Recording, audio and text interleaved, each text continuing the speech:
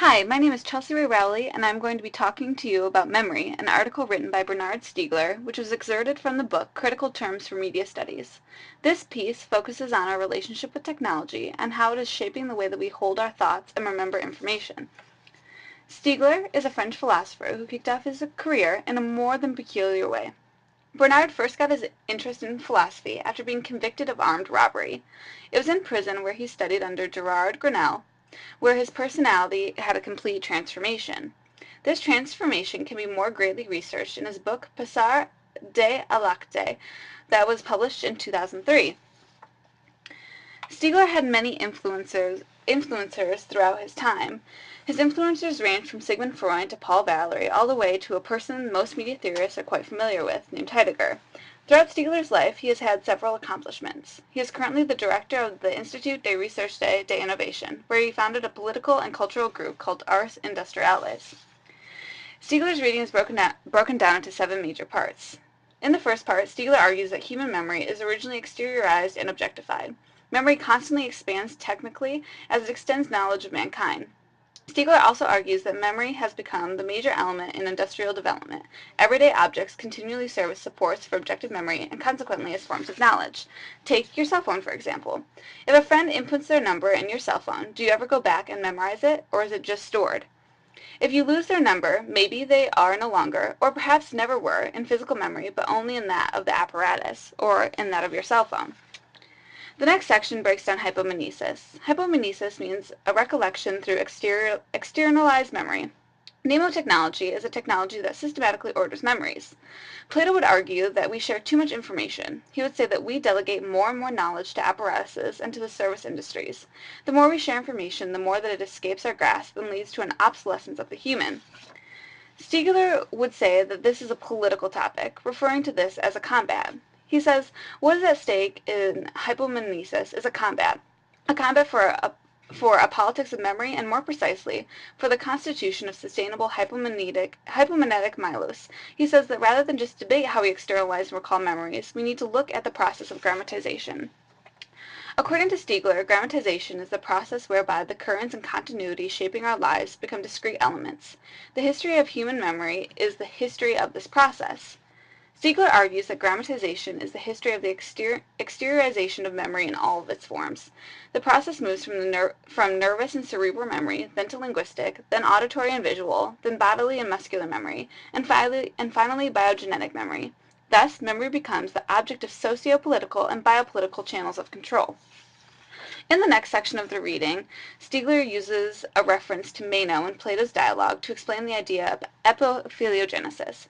Epiphylogenesis is described as the way that humans overcome their genetic heritage and develop new ways of being through technological evolution.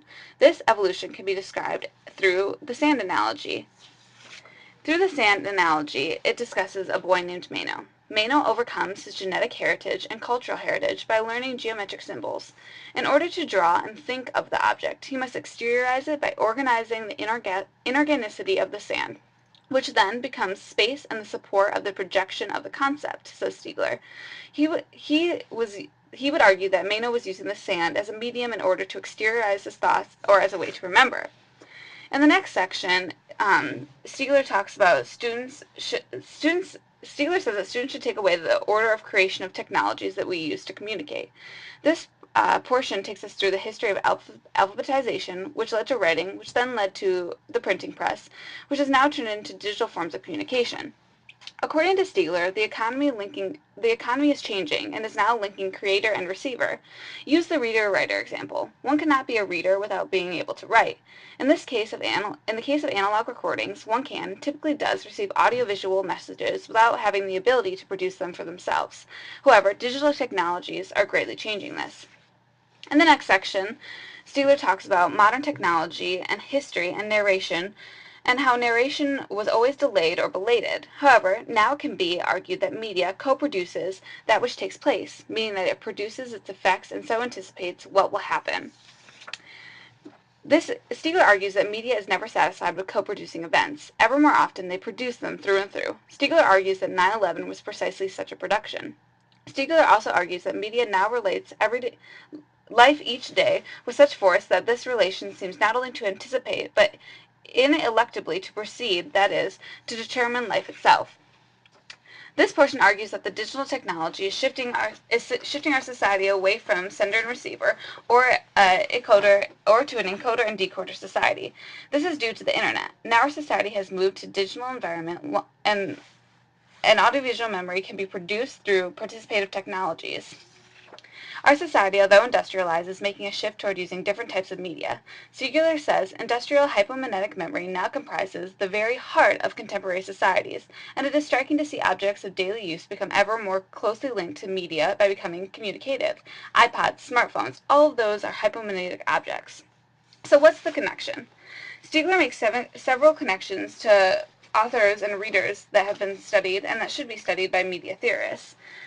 He would argue that Heidegger, who was referenced several times throughout the reading, particularly in reference to media in the past and present, he would say that Heidegger would argue that the past and the present is never satisfied or situated behind it, but has always already preceded it. So he would agree with Stiegler on that point. Heidegger would also agree with Stiegler that we cannot allow ourselves to get into a specific way of thinking.